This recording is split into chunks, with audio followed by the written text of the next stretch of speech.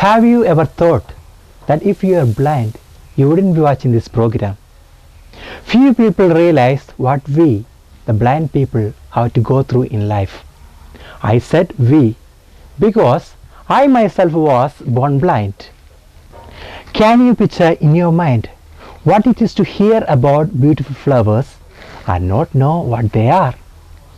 And not have any idea of what animals look like except touching them and hearing their sounds? And what it means never to have seen the face of your mother. This was my condition. You probably wonder what happened to me that now I can see. Well, it's a long story, and if you like to hear about it, I'll tell you. I lived in the country called Palestine, and in those days there was not much for a beggar could do.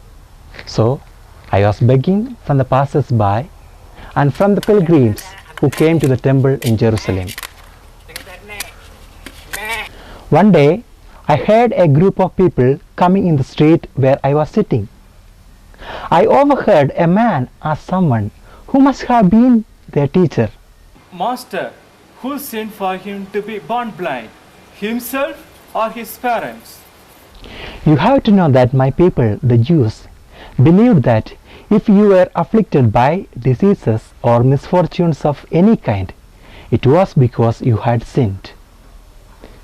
If you are faithful to God, they said, such things would not happen to you. You can imagine, I was so anxious to hear the answer of the Master.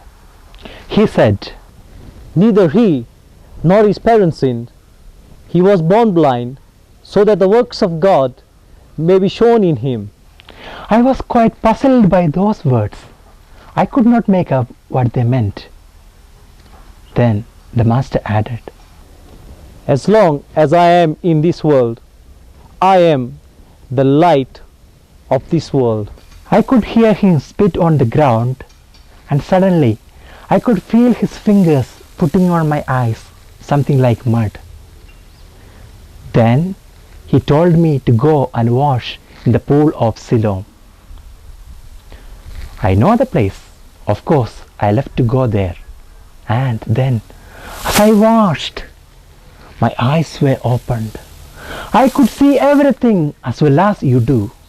We often use the expression, I can't believe my eyes.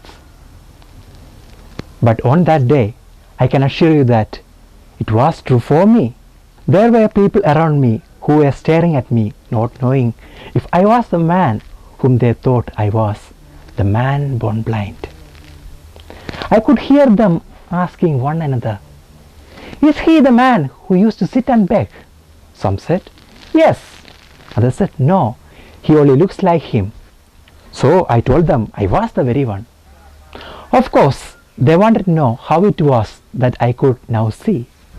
So I told them what happened, what the man called Jesus had done to me, what he had said, and how, after I had washed in the pool, my eyes were opened.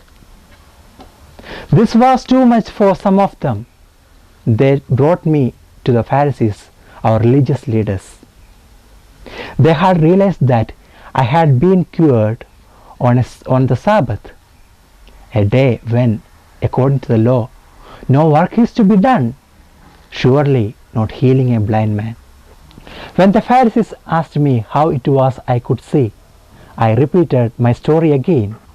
Then they started arguing among themselves. Some said, This man, Jesus, cannot come from God because he does not keep the Sabbath. Others replied, How could a sinner produce signs like this? So they turned to me again and asked what I thought about that man who opened my eyes. I simply said, He is a prophet. I could see they did not like that answer. As they could not agree among themselves, they decided to call my parents and question them. In fact, they didn't believe that I had been born blind. When my parents arrived, they started questioning them if I was their son. If I had been born blind, how it was, I could now see. My parents had heard that if anyone acknowledged Jesus as Christ, would be expelled from the synagogue. So they were very careful in answering the questions. They said, I was their son. I had indeed been born blind. As for how I could see, they told them to ask me since I was old enough to answer. So they called me back and asked me to give glory to God. That meant I should agree with them that this man Jesus was a sinner. I replied, I don't know if he is a sinner, but I only know I was blind and now I can see. They were not satisfied with that. They wanted me to tell them again what had happened. So I told them, I told you once and you wouldn't listen. Why do you want to hear it again? Do you want to become his disciples too? Yes, this was perhaps a little sarcastic, but I could see they were not looking for the truth. They only wanted to condemn Jesus. Then they started abusing me, but I stood my ground. When they said that they believe in Moses, not in that man, since they didn't know where he came from, I said that this was the amazing thing, since everybody knows that God doesn't listen to sinners, but to devout men who do his will. I said that since the beginning of the world, nobody had ever heard of a blind man being able to see. I added, if this man were not from God, he couldn't do a thing. This made them really angry. They said to me, are you trying to teach us? They told me that I was a sinner through and through since my birth. Then they drove me away. Jesus heard that they had driven me away.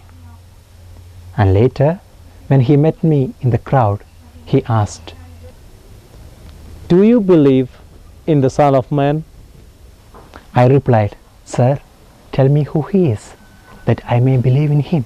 Looking at me, Jesus said, You are looking at him. He is speaking to you. Without hesitation, I said, Lord, I believe. And I bowed before him. I often thought of these words since. And now that I see with these eyes, I ask myself from time to time if I really see. I wouldn't want to turn blind again, blinded by pride or prejudice or narrow-mindedness. I suppose the worst kind of blindness is that of not wanting to see. I wouldn't want to be blind in this way.